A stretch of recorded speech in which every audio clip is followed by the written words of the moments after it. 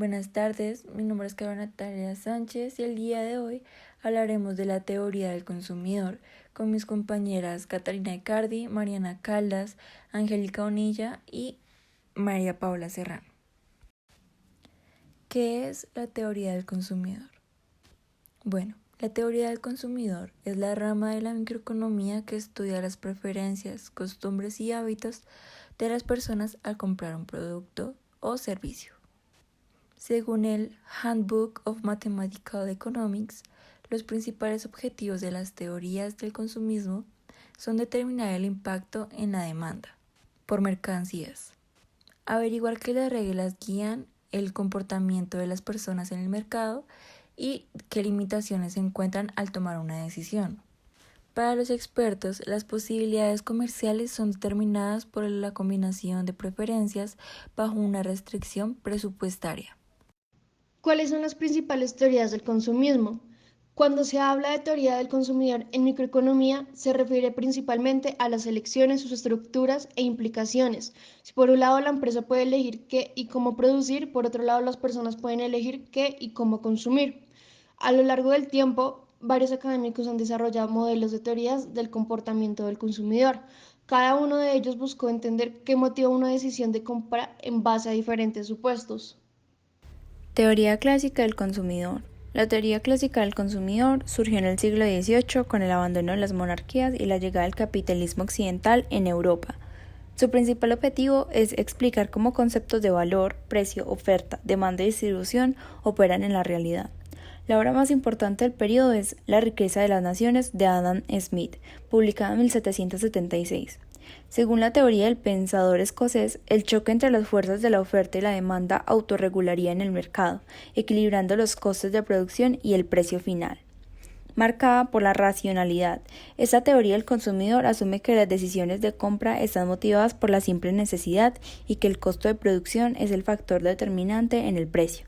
Es decir, si necesitas comer, comprarás arroz; si necesitas vestirte, comprarás ropa. Teoría neoclásica del consumidor surge a finales del siglo XIX desafiando los argumentos utilitarios de economistas clásicos como Adam Smith. Para esta nueva corriente de pensamiento, la percepción del consumidor sobre el valor del producto es el factor determinante de su precio.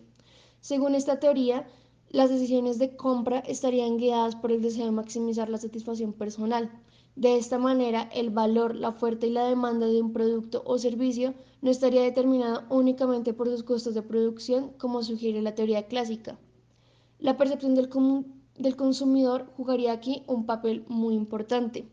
Un ejemplo real de esta teoría del consumidor son las marcas de lujo como Gucci, Louis Vuitton y Chanel. El costo de producir un bolso, vestido o perfume es menor que el precio que se cobra en el mercado.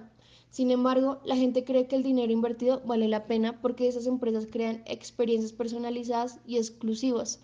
Esto estimula la satisfacción personal de las personas que consumen estos productos y las hace sentir especiales, valoradas y diferentes a otras personas. Teoría poskeynesiana del consumidor. Surgió en el siglo XX y está influenciada por varios campos de conocimiento como economía, sociología, psicología y marketing. Los partidarios adoptan diferentes líneas de enfoque bastante diferentes para describir el comportamiento de una persona cuando compra un producto o servicio. Sin embargo, es posible esbozar 7 principios comunes en la teoría del consumidor poskeynesiana, según Mark Lavoie. Primero, racionalidad procedimental. Basado en los estudios de Herbert Alexander Simon, este principio afirma que el comportamiento es guiado por reglas o hábitos y no mecanismos de satisfacción. Para el experto, las personas toman decisiones de compra de forma más o menos espontánea, guiándose por elementos de su rutina. Esto significa que no pasan mucho tiempo reflexionando sobre los pros y contras de comprar una mercancía en su vida diaria, a excepción de ciertos bienes como una casa o un automóvil. Segundo, saciedad. Está basado en los estudios del matemático y economista rumano Nicolás Greuch-Roch. Para el experto, después de satisfacer una necesidad específica con un producto o servicio, el consumidor no obtiene ninguna satisfacción adicional al comprar más unidades del mismo artículo. Esto significa que existe una cantidad finita y predecible de mercancías capaz de satisfacer las necesidades de un consumidor. Cualquier cantidad comprada en exceso de la requerida anula automáticamente la utilidad del producto. Tercero, separación. Se refiere al comportamiento de dividir bienes y necesidades en varias categorías independientes. Esto significa que las fluctuaciones en el precio o en la disponibilidad de un producto no afecta el consumo de otros artículos. Este aspecto contrasta con la teoría neoclásica del consumidor, que cree que la falta de un producto o servicio puede compensarse con la oferta en otros en mayor cantidad. Cuarto, subordinación. Es una reinterpretación de la pirámide de Maslow, cuya idea central es que nuestras necesidades son jerárquicas y subordinadas entre sí. Según esa teoría de conducta del consumidor, las personas distribuyen su presupuesto de manera desigual y solo cuando se satisfacen las necesidades más básicas es que compran otros artículos. Quinto, crecimiento. Se refiere a la posibilidad de cambiar las necesidades de acuerdo con el tiempo y el aumento de los ingresos. Esto significa que a medida que cambia la etapa de la vida y ganas más dinero, descubres más necesidades que antes no tenías. Sexto, dependencia. Estudiado por el economista canadiense John Kenneth Galbraith, para el experto las necesidades y preferencias de una persona están influenciadas por la publicidad, la cultura y el círculo social y la clase a la que se pertenece. Séptimo, herencia. Según el principio de herencia, el comportamiento de un consumidor está condicionado por sus experiencias pasadas. Teorías del consumidor actual. Según Mac Labo, profesor canadiense de la Universidad de Ottawa, nos dice que las consecuencias clave de la teoría del consumidor pokesiana, en particular, es el principio de subordinación, que es el índice de utilidad que ya no puede ser representado por una curva escalar, que crece continuamente sin perspectivas de un final. Esto quiere decir que no podemos imaginar que una persona siempre va a necesitar de una determinada mercancía y que la empresa siempre producirá infinitamente esta mercancía, o que el exceso de un producto compensa la falta de otro. Para el estudio de las teorías del comportamiento del consumidor, la utilidad de un producto ahora debería estar representado por un vector. Una medida con un principio y un final está guiado por los principios ya mencionados. En la teoría del consumidor actual también abordan la preferencia del consumidor, que es la teoría del consumidor que se asume en las preferencias del individuo, guardando los elementos siguientes: que los bienes que puede adquirir el consumidor son comparables entre sí, que las preferencias del consumidor son transitivas, de forma tal que si prefiere A en vez de B y B en vez de C, entonces de seguro prefiere A en lugar de B. Cualquier bien solo es comparable con sí mismo, y la utilidad marginal decreciente. De acuerdo a esto, las personas como agente consumidor se establecen en un orden de los bienes a elegir para su consumo, lo cual marca una preferencia. Nos habla de las combinaciones de bienes, en donde nos dice que cada conjunto de bienes proporciona al consumidor cierto nivel de satisfacción o utilidad. Este nivel de satisfacción generado por cada combinación es independiente del nivel de riesgo. Es decir, que las combinaciones de un par de bienes las podemos denominar A y B, lo cual genera que el grado de utilidad se le denomine curva de indiferencia. Y por último, nos habla de la decisión del consumidor. La teoría revela que el consumidor, cuando se encuentra frente a un conglomerado de bienes, gastará su ingreso maximizando su utilidad. Es decir, que va a seleccionar procurando reportar el mayor grado de satisfacción que pueda alcanzar. ¿Qué es el equilibrio del consumidor? Propuesta por el psicólogo austriaco Fritz Heider, la teoría del consumidor establece que los consumidores buscan mantener la percepción de consistencia en sus relaciones. Al trasladar esta idea a estudios económicos sobre oferta y demanda, el fundamento de la consistencia se sustituye por el de utilidad. Dentro de la teoría del consumidor, la utilidad se refiere a la capacidad de satisfacer una necesidad humana, sabiendo que los bienes y servicios son valorados de manera diferente por cada individuo. Los académicos han creado una fórmula para medir las preferencias de los consumidores. Fórmula para medir la preferencia de los consumidores. Tenemos MUX, en donde esta es la unidad marginal derivada de un determinado bien, el cual identificamos por la letra X. representa la satisfacción adicional que obtiene un consumidor al tener una unidad más de ello. Está dividida por PX, que PX es el precio del bien identificado por la letra X, igual a MUY, que es la utilidad marginal derivada de otros bienes que se identifican aquí por la letra Y, también representada por la satisfacción extra que obtiene un consumidor al tener una unidad de ello. Esto dividido en PY, que es el precio del bien identificado por la letra Y. Entonces tenemos que la fórmula nos puede salir la utilidad marginal positiva, negativa o marginal cero. Y esto lo identificamos cuando es positiva cuando el consumidor tiene preferencia total sobre un producto. Es negativa cuando esta preferencia baja y puede causar algún daño al consumirse.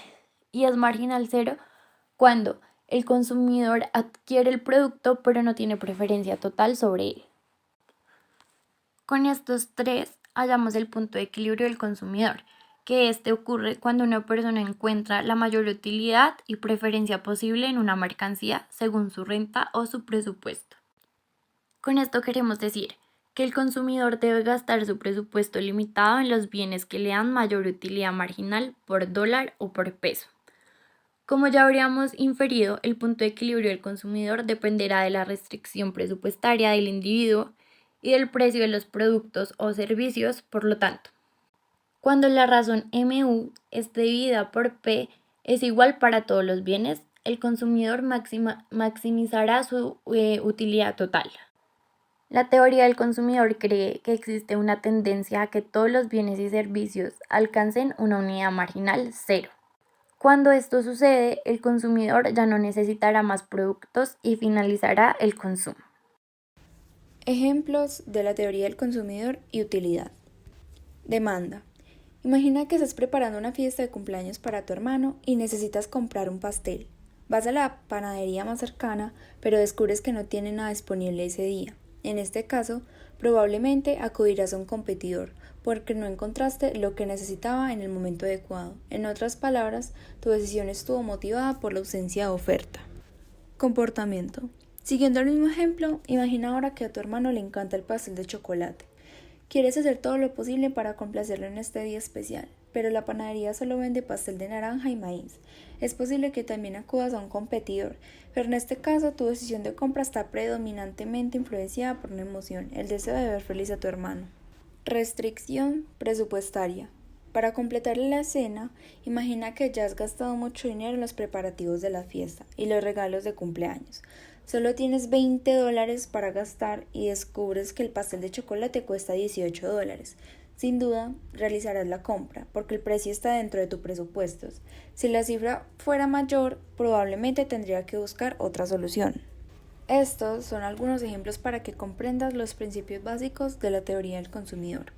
Conocer las motivaciones detrás de los patrones y actitudes puede ayudarte a formular mejores estrategias de marketing para atraer y retener clientes en tu empresa. Además, aumenta tus posibilidades de cumplir con la expectativa antes, durante y después de las ventas. 8 ventajas de las teorías del comportamiento del consumidor. Como ya hemos visto, la definición de la teoría del consumidor, las principales posiciones a lo largo de los siglos y algunos conceptos importantes como el equilibrio del consumidor y la utilidad marginal. Las principales ventajas de estar al tanto de estas teorías del consumismo son: comprender las motivaciones detrás de cada decisión. El principal atractivo de la teoría del consumidor es revelar los factores que influyen en la decisión de un cliente potencial. Comprender las reglas que acercan o alejan a las personas de tu empresa es el primer paso para mantenerse relevante en un mercado. De hecho, se reflejó en una encuesta que cada de 5 a 10 clientes tienen una experiencia más alta que hace algunos años, ya que es una tendencia común que acompaña los valores y preferencias cambiantes de las personas a lo largo del tiempo. De hecho, algo que es demasiado importante y fundamental es saber cómo satisfacer los deseos del consumidor. Así, en este sentido, las teorías del comportamiento del consumidor indican conductas relevantes estables en el tiempo, las cuales nos permiten crear patrones para interpretar motivaciones a la hora de realizar una compra. Segundo, ofrecer mejores productos y servicios. Se realizó un estudio el cual refleja que el 84% de las empresas consideran que innovar es fundamental para su estrategia de crecimiento. Sin embargo, convertir buenas ideas en un producto y servicio puede ser el desafío si no saber exactamente lo que quieren las personas. Digamos, la teoría del consumidor ofrece una excelente base de conocimientos para estructurar la creación de estrategias de innovación centradas en el cliente. Al tener en cuenta los principios que motivan o restringen una compra, se pueden crear ofertas según lo que el cliente está dispuesto a pagar o consumir. Es decir, son una ruta segura para tomar riesgos calculados. Tercero, descubrir tus ventajas competitivas. Se hizo un informe sobre la inteligencia competitiva y se reflejó que 9 de cada 10 empresas cree que su sector se ha vuelto más competitivo en los últimos años, ya que para diferenciarse en el mercado, las empresas pueden realizar cambios en aspectos más concretos. Un ejemplo de esto sería como el precio de los productos o la experiencia de marca. Por otro lado, la teoría del consumidor nos permite saber que el elemento pesa más en la decisión de compra y en consecuencia de esto se realizan cambios más asertivos para garantizar la ventaja competitiva. Cuarto, pronosticar tus ventajas de ingresos. Es decir, esta es como la capacidad de predecir tus ganancias futuras. Conocer estas cifras te permite distribuir tus recursos estratégicamente, alcanzar metas con mayor facilidad y planificar el crecimiento de tu negocio. Por ejemplo, si aumentas el precio, la gente seguirá comprando, o digamos, si reduces el precio, la gente encontrará que tus productos son de la calidad inferior y dejará de comprar. Esto básicamente es como patrones de comportamiento y pueden aportar estabilidad para el análisis de las relaciones entre variables como causas y efectos. Quinto, garantizar la satisfacción del cliente. Se ha demostrado que casi el 90% de las empresas competirán en función de la experiencia del cliente. Este dato sugiere que la satisfacción es un elemento crucial para el éxito o el fracaso de una organización. Digamos, la satisfacción está condicionada por varios factores: precio, disponibilidad, experiencia de compra, cumplimiento de expectativas y mucho más. Sexto, crear estrategias de repetición. A través de un estudio se descubrió que atraer nuevos clientes puede ser hasta 25 veces más caro que retener a tus clientes actuales. Este es un valor demasiado alto para seguir ignorando y realmente puede pensar en el presupuesto de cualquier empresa. 7. Predecir tendencias en el mercado. La teoría del consumidor ofrece una visión general de los posibles comportamientos en el mercado. A partir de ahí, puedes identificar tendencias y prepararte para aprovechar al máximo cambios de conducta. Octava, brindar experiencias personalizadas. Según un estudio, se vio que el 58% de los consumidores comprarían de un competidor que ofrezca experiencias más personalizadas. Esto significa que satisfacer las necesidades básicas no siempre es suficiente para destacar. Digamos de que superar las expectativas e invertir la hiperpersonalización.